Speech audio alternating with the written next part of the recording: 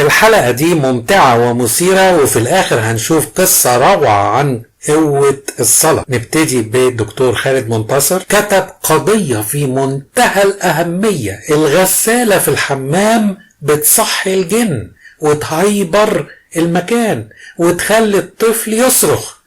عقل مصر راح في الوبا. الرابط في أول كومنت، وفي أول كومنت حط الفيديو دهوت لبرنامج لدينا رامز على صدى البلد، واللي مستضيفاها دينا رامز بتقول لكم وبتنصحكم بلاش تخلوا الغسالة في الحمام. طبعا تعليقات ما اقولكمش بقى جت على الفيديو دهوت، منها ندى محمود: على كده بقى اعمل الغسالة في الأوضة عندي جنب السرير، اسهل برضو عشان العمار اللي مأجرين الحمام يعرفوا يستجموا، محدش عارف ظروفهم، برضو ممكن يكون عندهم حد ثانوية عامة ولا حاجة. عبد المنعم كتب: ايوه الكلام ده صحيح، انا قمت من النوم لقيت الغسالة عند الجيران. ام اسلام كتبت: مفيش حد يتكلم او يعمل صوت في الحمام يا جماعة، دي كلامها صح، كلامها صح على فكرة، وفي ناس بتاخد التليفونات معاها في الحمام، دي بتأذي نفسها. حنان كتبت: فعلا انا عاملة حجرة صغيرة جدا مخصوصة للغسالة وموصلة توصيلات المية والصرف على الحمام، يعني الغسالة مش في الحمام ولا في المطبخ، دي غرفة منفصلة صغيرة ليها تهوية وإضاءة كمان. وفاء كتبت: طب واللي ما عندوش مكان غير الحمام يعمل ايه؟ يستغنى عن الغسالة ونرميها ونريح نفسنا ولا ايه يعني؟ محمد كتب: كلام صحيح ومفيد لكل ست بيت، وهناك الكثير من الناس بيؤذى من جن الحمام، لعدم ذكر دعاء دخول الحمام ولغسيل الملابس فيه في أوقات متأخرة من الليل، وأوذوا أذى شديد جدا حتى أنهم تركوا الشقة وباعوها. يارا كتبت: الحمامات دلوقتي مش زي حمامات زمان يا جماعة اللي كانت عبارة عن حفرة في الأرض، الحمام دلوقتي متبلط زي الحجرات، وفي نافذة وهواية وبيتنظف بمطهرات وفي سيفون ومواسير لتصريف الفضلات، المكان مش نجس ولا مهجور. اشرف كتب: وحضرتك بقى شغالة ايه بالظبط، رئيس مباحث الغسالات ولا ايه؟ عزة كتبت: يا دينا رامز عيب تعملي برنامج زي ده وتستضيف الست دي اللي بتقوله ده اي كلام وخلاص. عاطف الجيار كتب: افضل حاجة فوق السطوح. ليزا كتبت: فعلا الحمام عندي مهايبر، بصحى اجيب البانيو من فوق الشباك. نبيلة كتبت: ما هو العيب مش عليها، العيب على اللي بيسمع الكلام ده. مها كتبت: انا عندي الغسالة في الحمام بقالها 30 سنة، اول ما تجفف الاقي الجن طالع يجري من الحمام لغاية ما يتعب. فالدكتور خالد رد عليها قال لها: ارحموا شوية يا مها. احمد كتب: يا اخي بطل بقى، اكتب حاجة تنفع بيها الناس افضل من الكلام الفاضي ده. فالدكتور خالد رد عليه قال له: بحب جدا الكلام الفاضي ده، لو عايز كلام مليان روح للشيوخ. البير كتب: بلاش وضعها في الحمام، ينفع وضعها في حجرة النوم او الصالون؟ هم يبكي وهم يضحك على ما يحدث في البرامج الإعلامية من انحدار فكري. سامية شفيق كتبت: طب والسخان اخباره ايه؟ فالدكتور خالد رد قال لها: لازم يبقى في الانتريه. سهير كتبت: يحطوها في حجرة النوم بقى. مجدي كتب: انا ناقلها من زمان برا الحمام. فالدكتور خالد رد عليه قال له: يا شيخ طمنتني، كويس انك حطيتها على السلم. طارق كتب: لك الله يا مصر، مش لاقي تعليق بجد.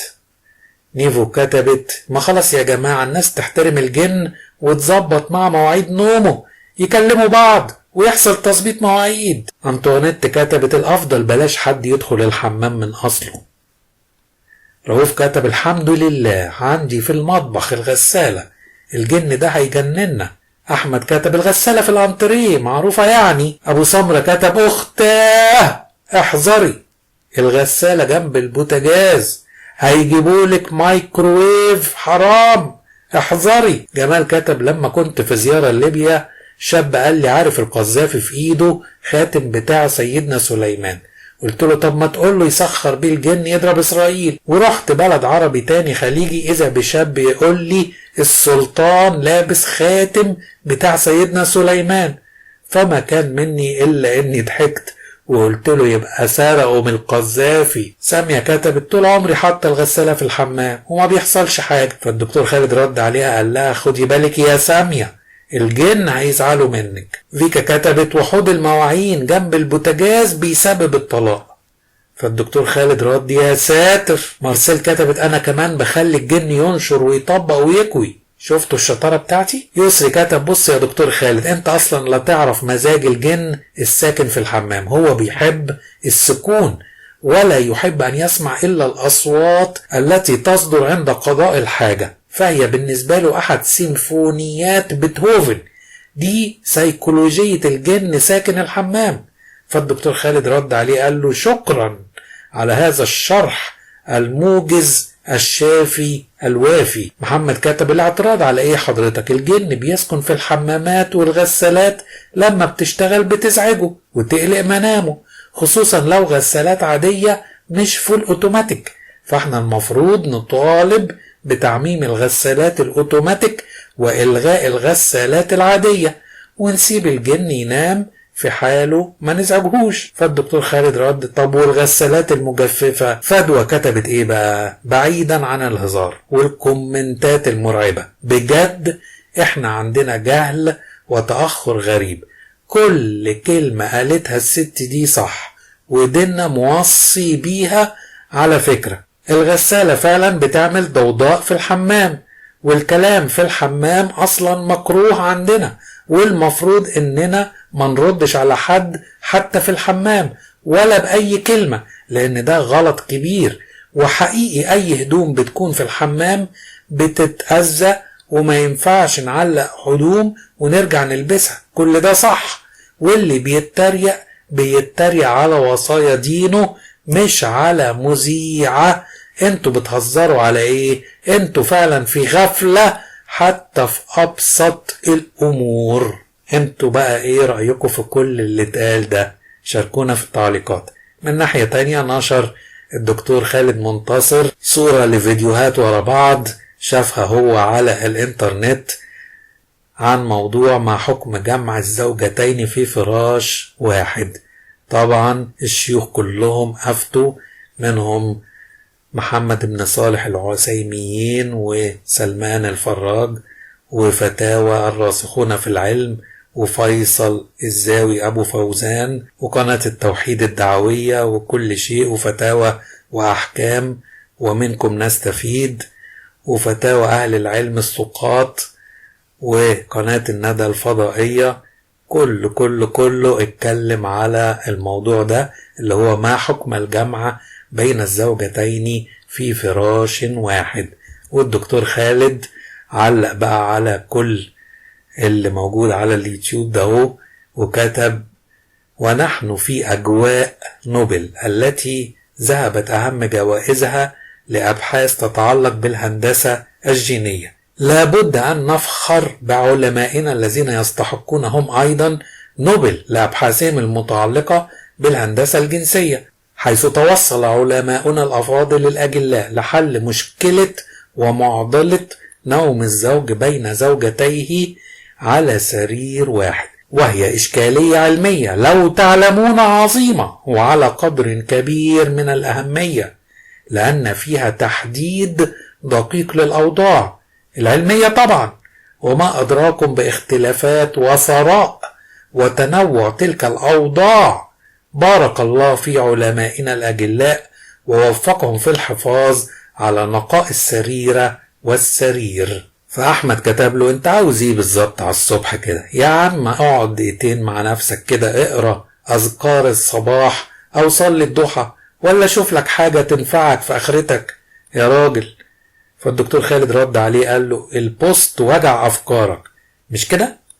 وعرفت العلماء اللي لحومهم مسمومة، المهم تخرج من سجن الحفظ والكلام اللي بيحشوا بيه دماغك ودماغ الضحايا. ربنا كرمكم بالدماغ دي، استخدموها، هي مش اكسسوار على فكرة. فياسر كتب بعد كده مرارتي في ذمة الله.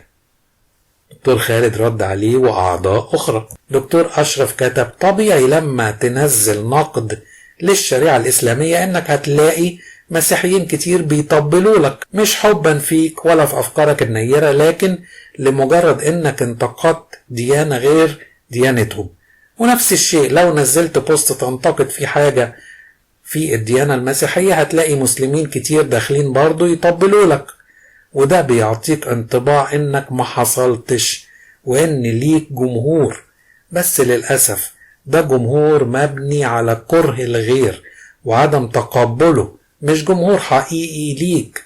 ثم إن حضرتك جبت عناوين الفيديوهات وهي عبارة عن نفس السؤال، لكن ما جبتش جواب حد فيهم بجواز الإباحة، ولأنك برضو معتمد على إن الناس بتكسل تبحث، فالكل هيستشف الإجابة من مجرد السؤال. فالدكتور خالد رد عليه: يا عبقري، الخطورة مش في الإجابة، الخطورة في الانشغال والشغف بتلك الموضوعات من سماسرة السماء، والأخطر إننا مصدقين إنهم علماء.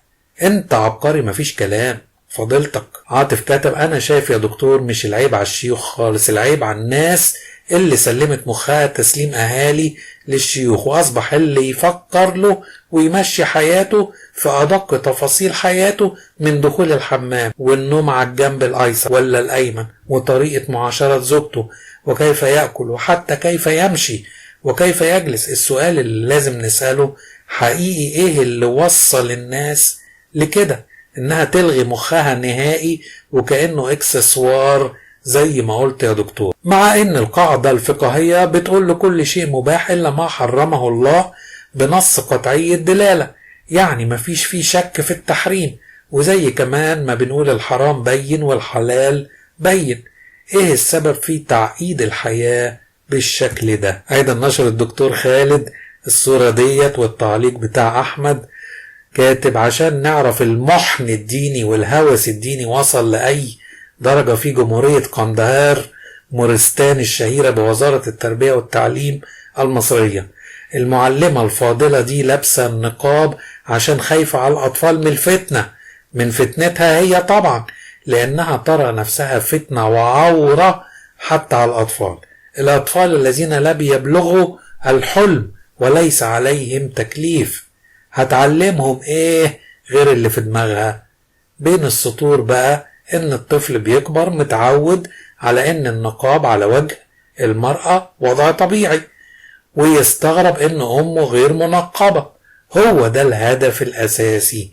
التعليم مخترق يا سادة، يا مسؤولين، يا حكومة، يا خلقه. من ناحية تانية اسماعيل حسني كان كتب: بعض المسلمين يقومون بتقليد اليهود وتهويد الإسلام واتباع الإسرائيليات بارتداء النقاب، رغم إجماع مشايخ الأزهر أنه ليس فرض ولا سنة ولا مستحب، ورغم أن الرسول قد حذرنا وأوصانا بمخالفة اليهود. أيضا مدنية نشرت صورة شيخ الأزهر الشيخ أحمد الطيب وهو بيقول: النقاب بدعة وعادة يهودية، إخفاء الهوية خطر على أمن الوطن والناس. وشيخ الأزهر يحسم حكم ارتداء النقاب ليس فرضا ولا سنة ولا مستحبا.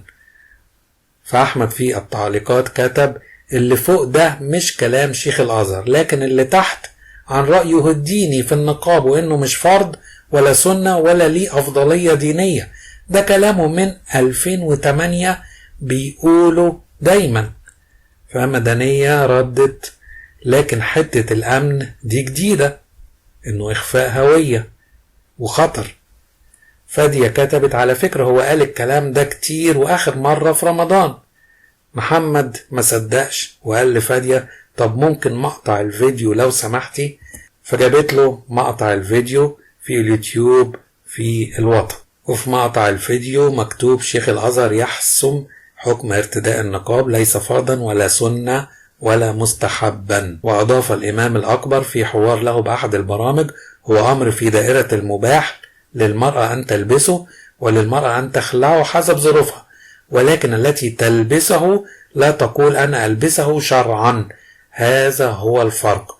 والتي تخلعه لا تقول أنا أخلعه لأن الشرع أن أخلع النقاب. وشدد الإمام الأكبر على أن ارتداء المرأة للنقاب هو من باب الزينة، قائلا: هو كما تلبسي خاتم أو تخلعي خاتم. وسأدلل على أنه من باب الزينة، فهو من باب العاديات، من باب المباحات، لا يتعلق به أمرا ولا يتعلق به نهي، لا يتعلق به ثواب ولا يتعلق به عقاب. مدنية أيضا نشرت البوست بتاع محمود أسامة: ساكن قدامي واحد سوداني مخلف 8 عيال، بقول له مش ناوي ترجع السودان؟ قال لا صعب، الحياة في مصر جميلة ومفيش حروب. أيضا نشروا البوست ده، هو الدكتور يثير الجدل ويقول أن الحور العين مش مقتصرة على الرجالة في الجنة وللستات كمان، يعني الراجل هيبقى له حور عين ستات والستات ليهم حور عين رجال. وجابوا فيديو للدكتور ده من صفحته ومن حسابه على الفيسبوك. الدكتور سعيد حسن خريج دار العلوم لغة عربية وشريعة، دكتوراه دار علوم، و2 ماجستير الجامعة الأمريكية. نيجي بقى للقصة اللي قلت لكم عليها في الأول عن قوة الصلاة. بعد 15 سنة من الزواج أخيرا رزقهم الله بفتاة جميلة، وقد جاءت في وقت الفرج بعد عمر طويل من الصبر، ولكن ولدت الفتاة بعيب خلقي فلم تكن تسمع أو تتكلم. ذهبوا إلى العديد من الأطباء داخل وخارج البلاد لمدة 2 سنين بلا فائدة، واستسلم الأب للواقع ويأس من تدخل الطب في مثل حالة ابنته، وزاد الحمل عليه بعد وفاة الأم بعد 1 سنة فقط. لم يكل الأب وصمم على تعلم لغة الإشارة ليعلمها لابنته وليستطيع أن يتواصل معها، وصمم على أن يقف وراءها حتى تنجح في حياتها بعقباتها، وكان سلاحه الإيمان بالله والصبر والمثابرة. كان يقسم وقته ما بين شركته وتعليم ابنته. وتمر الأيام وتدخل ابنته كلية الطب لتصبح طبيبة متخصصة في الأنف والأذن والحنجرة، وأتمت الماجستير والدكتوراه ومن تفوق لتفوق، واخترعت وتوصلت لعلاج جديد يستطيع أن يعالج الأطفال من بمثل حالتها، وأصبحت محط حديث كثير من المجلات التي تهتم بالأبحاث الطبية والمؤتمرات التي تعقد في بلاد العالم، وحصلت على كثير من التكريمات والجوائز على إنجازاتها، وكانت تسافر لتحاضر خارج البلاد. ومن كان يساعدها هو أبيها، كانت هي تشير بأيديها وهو يقول الكلام بصوته. حاولت أن تبحث عن مساعد لها عوضا عن أبيها تقديرا لتعبه ومساندته، لكنه رفض مصمما على أن يكون معه. ورفضت هي بدورها الزواج لكي لا تبتعد عن أبيها ولئلا تتعطل عن مشوارها العلمي والبحثي. ولقد كان الأب يصلي كل يوم بحرقة وبأعلى صوته في البيت الذي يحويهما، لا يمل عن شكر الله لاستخدام ابنته لخير الآخرين. ورغم نجاح ابنته وحكايات العالم عنها كان يصلي: يعني يرضيك يا رب اللي بترجع سمع الأطفال تكون هي نفسها ما بتسمعش. أنا عارف إنك عوضتنا وهي بقيت أحسن من ملايين بيسمعوا، لكن أنا واثق في عجايبك. دخلت عليه بنته وكلمته بالإشارة، وكان معنى إشاراتها إنها لسنين طويلة بتشوفه بنفس المنظر. فبتقول له: بتقول إيه لربنا؟ قال لها: بقول له يفرحك ويزيد نجاحك. فأشارت له: ده اللي بتقوله له كل مرة، لكن أنا إحساسي إنك بتقول حاجة تانية.